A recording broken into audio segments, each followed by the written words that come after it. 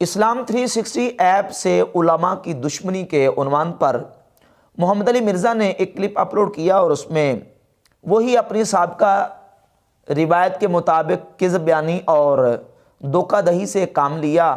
اس میں دعویٰ یہ کیا ہے کہ زاہد حسین چیپا صاحب کی ایک خوبی یہ ہے کہ انہوں نے فرقہ واریت کی لعنت سے بالا تر ہو کر تمام مکاتب فکر کے تراجم اس میں ڈالے ہیں۔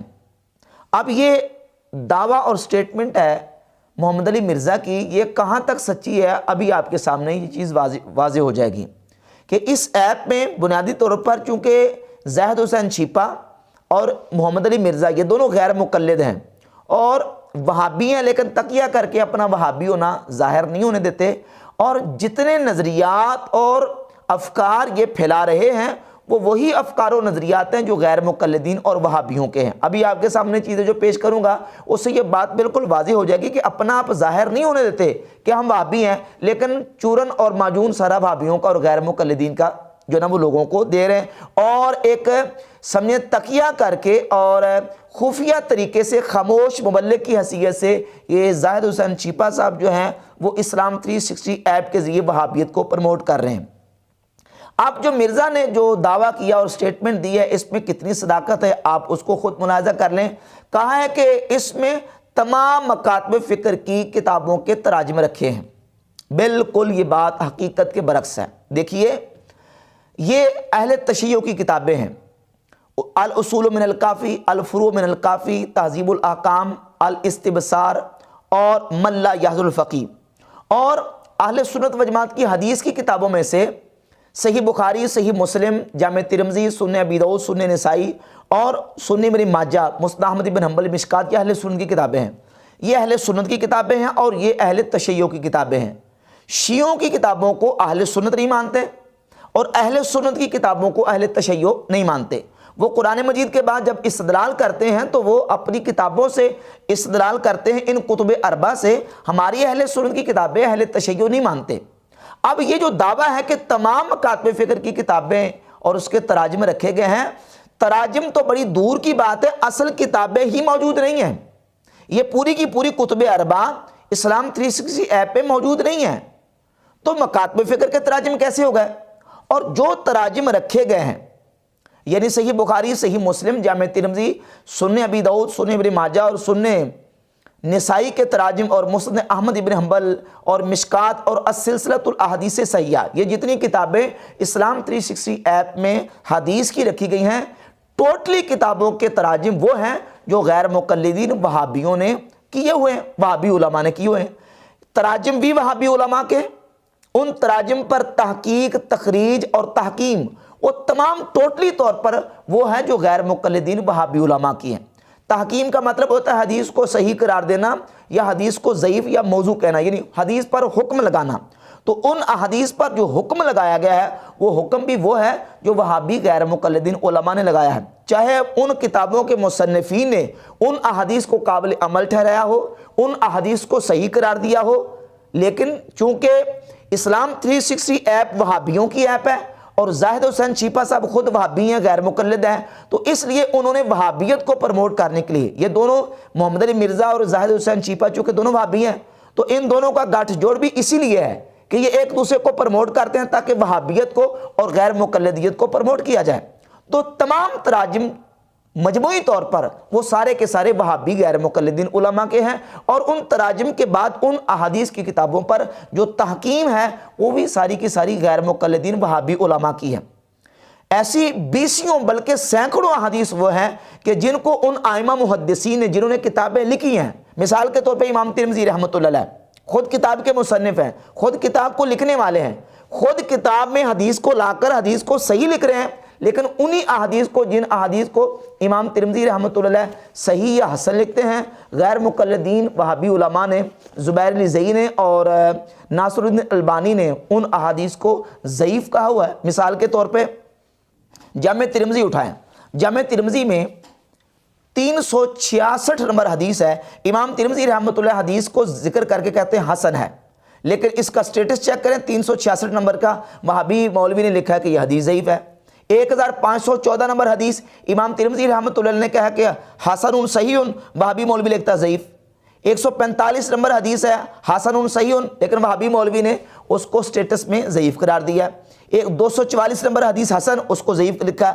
268 नंबर हदीस हसन, मगर उसको ज़ईफ़ लिखा। इस तरह बहुत सारी अहादीस वो हैं जो उन आइमा मुहद्दिसीन ने जिन्होंने किताबों को खुद तालीफ़ किया है, जमा किया है अहादीस को, वो उन अहादीस को सही लिखते हैं, उनको काबिल अमल करार देते हैं। लेकिन ये हदीस दुश्मनी में और इल्म की दुश्मनी में इन्होंने क्या किया है कि एक 15वीं सदी में अलग से बिदत ईजाद कर दी है। वो बिदत हदीसों की किताबों की तकसीम की, यानी बाकायदा अब तो इन्होंने गैर मुक़ल्लिदीन ने हदीस की किताबों को डिवाइड कर दिया है। ये सही तिरमिज़ी, ये ज़ईफ़ तिरमिज़ी, ये सही सुन्ने अबी दाऊद, ये ज़ईफ़ सुन्ने अबी दाऊद, सही सुन्ने नसाई और ज़ईफ़ सुन्ने नसाई, सही इब्ने माजा और ज़ईफ़ सुन्ने इब्ने माजा। अहादीस की किताबों को 15वीं सदी में डिवाइड करके उन आइमा मुहद्दिसीन पर कितना बड़ा जुल्म और ज़्यादती की है जिन्होंने अपनी किताबों में इन अहादीस को जिक्र किया है। बाज़ औक़ात ये होता है कि हदीस सनद के एतबार से कमज़ोर होती है, यानी हम तक पहुँचने के एतबार से, मुहद्दिस तक पहुँचने के एतबार से जो ज़रिया है वो कमज़ोर होता है, लेकिन उस ज़रिए के कमज़ोर होने के बावजूद भी वो हदीस काबिल अमल होती है। आप दर्जनों बल्कि 20 अहादीस वो जामे तिरमिज़ी शरीफ में पाएंगे जिसको इमाम तिरमिज़ी रहमतुल्लाह अलैह ने जगह जगह पे लिखा है कि यह हदीस ज़ईफ़ है, लेकिन इस पर अहले इल्म का अमल है। और वो अहले इल्म कौन थे? सहाबा इकराम, ताबईन और तबा ताबईन, जिन्होंने उन अहादीस पर अमल किया। और फिर आइमा मुहद्दिसीन का इजमा है इस बात पर, ये मैं बिल्कुल दावे से बात कर रहा हूं। इमाम नववी रहमतुल्लाह अलैह ने अपनी किताबुल अज़कार के सफ़ा 16 पर इजमा नकल किया है कि ज़ईफ़ हदीस हर हालत में मरदूद नहीं है, बल्कि किसी न किसी जगह पे उसको इस्तेमाल किया जाता है। मिसाल के तौर पर इमाम अहमद बिन हंबल रहमतुल्लाह के बाकायदा से तसरीहात मौजूद हैं कि अगर एक तरफ मेरा इज्तिहाद हो और एक तरफ हदीस ज़ईफ़ हो तो मैं इज्तिहाद के मुकाबले में ज़ईफ़ हदीस को एक्सेप्ट करूँगा और ज़ईफ़ हदीस के मुताबिक अमल करूँगा।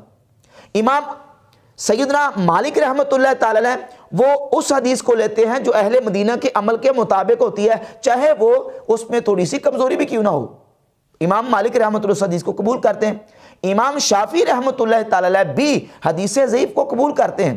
ला वसीयत लिवारिसिन इस हदीस पर अपना कमेंट्स और तबसरा देते हुए अर्रिसाला आपने इमाम शाफी की अपनी किताब है उसमें उन्होंने वाज़ेह तौर पर लिखा है कि इस हदीस पर अहले इल्म का अमल है, लिहाजा ये काबिल अमल है। और ख़ुद इमाम तिरमिज़ी रहमतुल्लाह अलैह के 20 मकामात में से मैं चंद का हवाला आपके सामने पेश करता हूँ। हदीस नंबर 188, 261, 364, 411 और 591। इन अहादीस को ये मैंने मुश्ती अज़ खिरवारे गुले अज़ गुलजारे चंद हदीस का हवाला पेश किया है, वरना 20 अहादीस जामे तिरमिज़ी में ऐसी हैं। इमाम तिरमिज़ी रहमतुल्लाह अलैह फरमाते हैं हदीस ज़ईफ़ है व अलैहिल अमलु इंद अहलिल इल्म, यानी हदीस ज़ईफ़ है लेकिन अहले इल्म का इस पर अमल है। और वो अहले इल्म कौन है? जो उनसे पहले हैं, वो सहाबा इकराम, ताबईन और तबा ताबईन। हदीस ज़ईफ़ होने के बावजूद भी अहले इल्म उस पर अमल करते हैं और अहले इल्म के अमल की वजह से उस हदीस को तक़वियत मिल जाती है। लेकिन अब इन्होंने क्या किया? इन्होंने अहादीस ज़ईफ़ा को रद्दी की टोकरी में फेंकने का ठेका लिया हुआ है। इस्लाम 360 ऐप में चूंकि एक ज़बरदस्त किस्म के मुतासिब तरीन गैर मुक़ल्लिद वहाबी ज़ुबैर लज़ी की तहकीम शाया की गई है, जो कि हनफियों के परले दर्जे के दुश्मन हैं। इतने सख्त दुश्मन हैं हनफियों के, इमाम आज़म अबू हनीफा के, काजी सैयदना अबू यूसुफ रहमतुल्लाह के, इमाम मोहम्मद बिन हसन शैबानी रहमतुल्लाह के, बल्कि पूरी हनफियत के सख्त दुश्मन और शदीद तनकीद करते हैं उन पर। इसकी तहकीम लेकर जो है वो कुतुब जो हदीस है उन पर डाली गई है।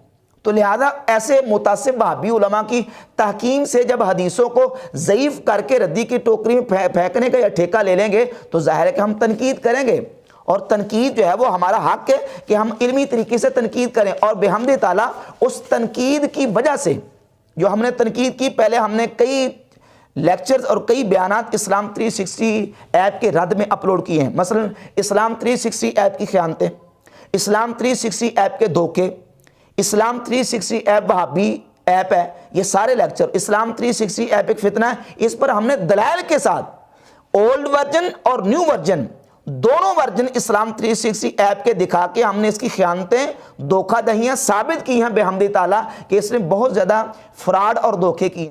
مثلا امام بخاری رحمۃ اللہ علیہ نے جامع صحیح بخاری میں 1350 احادیث تعلیقاً ذکر کی تھی، لیکن اسلام 360 ایپ نے اس کو پہلے نکالا تھا، اب ہماری تنقید کے بعد جو ہے وہ واپس لے کے آئے۔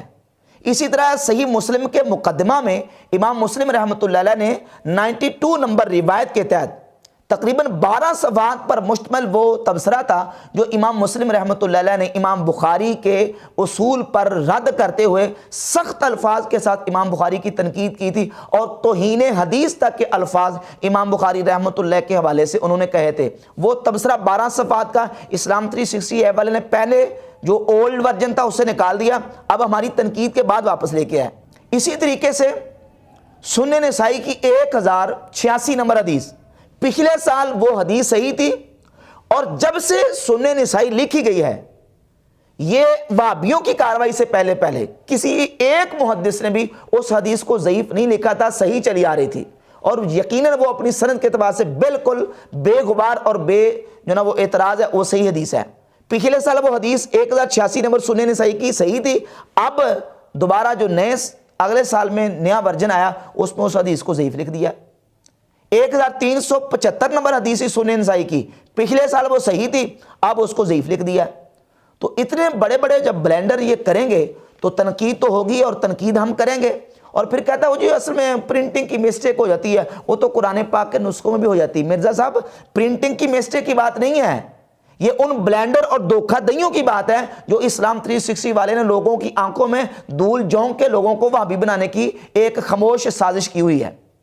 لوگ یہ سمجھتے ہیں کہ شاید وہ کتابیں جو جامع ترمذی، سنن نسائی، سنن ابن ماجہ اور مشکات اور دیگر کتابیں، ان میں جو حدیث پر حکم لگایا گیا صحیح کا یا ضعیف کا، وہ ان ائمہ محدثین نے لگایا۔ سادہ لوگ بیچارے یہ سمجھتے ہیں، لیکن انہیں پتہ نہیں ہے کہ یہ جو حدیث کو صحیح یا ضعیف کہنے کا یہ جو عمل ہے، یہ وہابی علماء کی طرف سے ہے۔ جس کو وہ صحیح کہتے ہیں وہ صحیح ہے، اور جس کو وہ ضعیف کہتے ہیں وہ ضعیف ہے۔ تو اب مرزا کہتا ہے کہ یہ جی فرقہ واریت کی لعنت سے بالا تر ہو کر یہ ایپ میں کتابیں ان کے تراجم رکھے گئے ہیں۔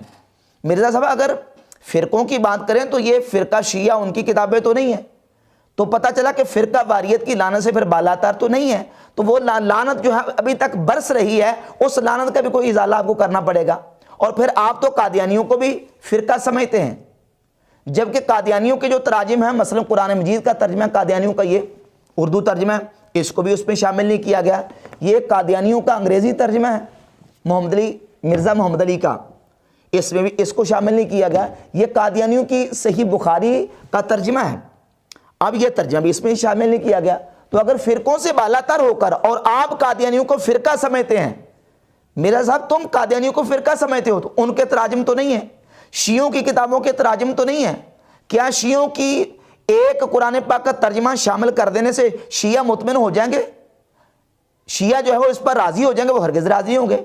تو فرقہ واریت کی بات جب کرتے ہو، فرقہ واریت کی لعنت سے بالا تر ہو کر، تو وہ لعنت ابھی تک پڑ رہی ہے، اس کا ازالہ کس طرح کرو گے؟ اور پھر جو تراجم ڈالے گئے ہیں کتب ستہ کے، اور مشکات کا ترجمہ اور مسند احمد بن حنبل کا، اس میں مسند احمد بن حنبل میں کیا اس نے خیانت کی ہے، ڈنڈی ماری ہے۔ ٹوٹلی احادیث جو ہمارے پاس دار و احیاء تراث العربی کا نسخہ ہے، اس میں 27,100 احادیث ہیں، اور اسلام 360 ایپ میں مسند احمد ابن حنبل کے نسخے میں 13,400 صرف 40 احادیث ہیں۔ آدھے سے زیادہ احادیث اسلام 360 ایپ میں جو مسند احمد ابن حنبل کا نسخہ رکھا گیا ہے اس میں موجود ہی نہیں ہے۔ تو تنقید تو ہم کریں گے۔ لوگوں کو آپ انٹرنیشنل نمبرنگ کے دھوکے دیتے ہیں۔ انٹرنیشنل نمبرنگ کہاں سے آئے گا جب آدھے سے زیادہ احادیث ہی مسند احمد ابن حنبل کے اس میں موجود نہیں ہے؟ تو پھر انٹرنیشنل نمبرنگ کہاں سے آ جائے گا؟ اور پھر السلسلۃ الاحادیث صحیحہ، یہ کس امام کی کتاب ہے؟ یہ کس محدث کی کتاب ہے؟ یہ تو ایک کٹر قسم کے وہابی جو نا وہ ناصر الدین البانی کی کتاب ہے، جو سخت قسم کے کٹر قسم کے وہابی تھے۔ آپ کہتے ہیں فرقوں سے بالا تر ہو کر، وہ تو فرقے کا آدمی تھا ناصر الدین البانی، اس کی کتاب کو کیوں رکھا گیا؟ تو یہ صرف ایک خاموش سازش ہے لوگوں کو وہابی اور غیر مقلد بنانے کی۔ جس طرح میں نے عرض کیا کہ ائمہ محدثین کے نزدیک بعض احادیث وہ ہوتی ہیں کہ جو سند کے اعتبار سے کمزور ہوتی ہیں، ضعیف ہوتی ہیں، لیکن اس کے باوجود بھی وہ اس کو کسی نہ کسی جگہ پہ استعمال کرتے ہیں۔ کبھی وہ قیاس کے مقابلے میں صحیح حدیث پر عمل کر لیتے ہیں، کبھی جو ہے وہ مطابع اور شواہد میں حدیث ضعیف کو استعمال کر لیتے ہیں، اور کبھی جو ہے وہ علماء کے عمل اور تلقی بالقبول کی وجہ سے اس کمزوری کو دور کر کے اس پر عمل کر لیتے ہیں، اور اہل علم اس پر عمل کرتے آ رہے ہیں۔ امام ترمذی رحمۃ اللہ کی جامع ترمذی اٹھا کر دیکھ لیں، لیکن یہ کہ انہوں نے حدیثوں کو ضعیف کرنے کا ٹھیکہ لیا ہوا اور لوگوں کو ورگلاتے ہیں۔ اسی گفتگو میں انجینئر محمد علی مرزا نے کہا کہ ہم نے لوگوں کو متعارف کروایا ہے، لوگوں کو ہم نے بتایا کہ یہ حدیث کی کتابیں، لوگوں کو تو حدیث کی کتابوں کو پتہ ہی نہیں تھا۔ یہ کتنی بڑی کذب بیانی اور جھوٹ ہے۔ کیا لوگ اس سے پہلے گھاس کھاتے تھے؟ کیا لوگوں کو اس سے پہلے کوئی شعور نہیں تھا؟ اور تم نے آ کے جو نا آج سے کوئی 5-7 سال پہلے تم نے لوگوں کو بتایا ہے کہ حدیث کی کتابیں بھی ہوتی، کہتا ہے اس سے پہلے لوگوں کو حدیث کی کتابوں کا نہیں پتا تھا، حالانکہ اس سے پہلے بھی تراجم موجود تھے، اس سے پہلے بھی لوگ حدیث کی کتابیں پڑھتے تھے۔ اس طرح کی بونگیاں مار کے مرزا اپنے فالورز کو مطمئن کرتا ہے اور لوگوں کو گمراہ کرنے کی کوشش کرتا ہے، اور پھر کہتا ہے علماء جو ہے وہ اسلام 360 ایپ کی دشمنی کرتے ہیں۔ بھائی اسلام 360 ایپ حدیثوں سے دشمنی کرتا ہے۔ اسلام 360 ایپ والا جو ہے وہ حدیثوں میں اتنی قطر بیونت کرتا ہے کہ آپ اس کا اندازہ آپ ہمارے پچھلے جو بیانات ہیں اس سے اندازہ لگا سکتے ہیں، اور اس طرح کی اس میں جو نا وہ اس نے کارروائی اور اس میں چیزیں ڈالی ہوئی ہیں۔ اور پھر تم جتنی حدیث کی اور جتنی علماء کی، محدثین کی اور ائمہ کی مخالفت کرتے ہو، دشمنی کرتے ہو، امام محمد بن سیرین رحمۃ اللہ کو لعنتی تم نے کہا، امام ابراہیم نخعی رحمۃ اللہ کو ناسبی تم نے کہا ہے۔ اسی طریقے سے جو ائمہ محدثین ہیں ان پر کتنی سخت جو نا وہ تنقید، یہاں تک کہ ایک مقدمہ صحیح مسلم تم نے بیان کرتے ہوئے مدینہ کے 100 تابعین کو نعوذ باللہ چڈو قرار دیا ہے، الیاذ باللہ تعالی۔ اس طرح کے بازاری اور سوقیانہ الفاظ تم نے جو نا وہ امت کے اسلاف پر اور امت کے اولیاء اور اکابرین پر جو بازاری جملے کسے ہیں اس کا تمہیں کوئی پتہ نہیں ہے۔ لہذا اسلام 360 ایپ کے حوالے سے بحمد تعالیٰ ہم نے دلائل اور حقائق کی روشنی میں یہ بات بالکل واضح طور پر بیان کی۔ باقی رہی کہ قرآن مجید اور احادیث طیبات کو پڑھنے کی بات، تو یقیناً قرآن اور حدیث کے ماہر اور عالم کی رہنمائی میں پڑھا جائے گا۔ نبی کریم صلی اللہ علیہ وآلہ وسلم کے صحابہ کرام رضی اللہ تعالیٰ عنہم باوجود اس کے کہ وہ عربی زبان کو جانتے تھے، ان کی مادری زبان ہی عربی تھی، اس کے باوجود بھی وہ قرآن مجید کو آج خود نہیں سمجھ سکے، بلکہ سورۃ الجمعہ کی آیت نمبر 2 میں اللہ رب العزت نے نبی کریم علیہ السلام کا یہ منصب بیان کیا ہے، یعلمہم الکتاب والحکمہ، کہ نبی ان کو کتاب اور حکمت کی تعلیم دیتے ہیں۔ اور رسالت امام صلی اللہ علیہ وآلہ وسلم نے صحابہ کرام کو حکم دیا، خذوا القرآن من اربعۃ، صحیح بخاری 4999 نمبر حدیث ہے، فرمایا کہ 4 صحابہ سے قرآن سیکھو، عبداللہ بن مسعود سے، سالم سے، ابی بن کعب سے اور معاذ بن جبل رضی اللہ تعالی عنہم سے، ان سے قرآن مجید سیکھنے کا نبی کریم علیہ السلام نے حکم ارشاد فرمایا۔ رہ گئی بات یہ کہ کہتا ہے، بار بار کہتا ہے، یہ علماء کہتے ہیں ڈائریکٹ قرآن نہ پڑھنا گمراہ ہو جاؤ گے، تو اب اس کا مطلب کیا ہے؟ اس کا مطلب یہ ہے کہ اس طرح قرآن نہ پڑھنا جس طرح قادیانی قرآن پڑھتے ہیں، اس طرح قرآن نہیں پڑھنا جس طرح معتزلہ نے قرآن پڑھا، اس طرح قرآن نہیں پڑھنا جس طرح خوارج نے قرآن پڑھا۔ خوارج کی تو باقاعدہ علامت نبی کریم علیہ السلام نے بیان کی ہے، صحیح بخاری 6930 31 32 احادیث، اور صحیح مسلم میں حدیث کی ہر کتاب میں یہ احادیث خوارج کے بارے میں موجود ہیں کہ یقرؤون القرآن، وہ قرآن بڑا پڑھیں گے، لا یجاوز حناجرہم، لیکن قرآن ان کے حلق سے نیچے نہیں جائے گا۔ اس طرح قرآن نہیں پڑھنا کہ قرآن پڑھ کے امت کو مشرک قرار دو، اس طرح قرآن نہیں پڑھنا کہ قرآن پڑھ کے تم اس کا غلط مفہوم لے کے اپنی من مرضی سے قرآن پڑھو اور اپنی من مرضی کو اور اپنی رائے کو قرآن میں دخل دو۔ جو اس طرح قرآن پڑھے گا یقیناً وہ گمراہ ہوگا۔ یہ ہے اس کا مطلب کہ ڈائریکٹ قرآن نہیں پڑھنا۔ اگر ڈائریکٹ اس طرح پڑھتے ہو کہ تم اپنی رائے کو اور اپنی من مرضی کو اس میں دخل دیتے ہو تو یقیناً یہ گمراہی اور بے دینی ہے۔ تو کیا خوارج جو ہے وہ قرآن نہیں پڑھتے تھے؟ وہ کوئی گرنتھ یا وید پڑھتے تھے یا کوئی اور قسم کی کتاب؟ قرآن پڑھتے تھے۔ اب مرزائی اور قادیانی جو ہے یہ گرنتھ پڑھتے ہیں یا وید پڑھ کے اپنا عقیدہ اور موقف ثابت کرتے ہیں؟ قرآن ہی پڑھتے ہیں۔ اور ابھی آپ کو پتا حال ہی میں پچھلے دنوں انہوں نے قرآن مجید کے کتنے تراجم جو ہے وہ کروا کے تو شائع کیے ہیں۔ اب یہ قرآن مجید کا اردو کا ترجمہ ہے اور یہ انگریزی میں ترجمہ ہے قادیانیوں کا، مرزائیوں کا، تو وہ قرآن ہی پڑھتے ہیں اور قرآن پڑھ کے لیکن اس کا مفہوم اور اس کے مطالب جو ہیں وہ غلط لیتے ہیں، اپنی من مرضی سے کام لیتے ہیں، وہ گرنتھ وید نہیں پڑھتے۔ لہذا ان کا قرآن پڑھنا ان کو ہدایت نہیں مل رہی، کیوں؟ اس لیے کہ وہ قرآن کو اس طریقے سے نہیں پڑھے جس طرح قرآن کو پڑھنے کا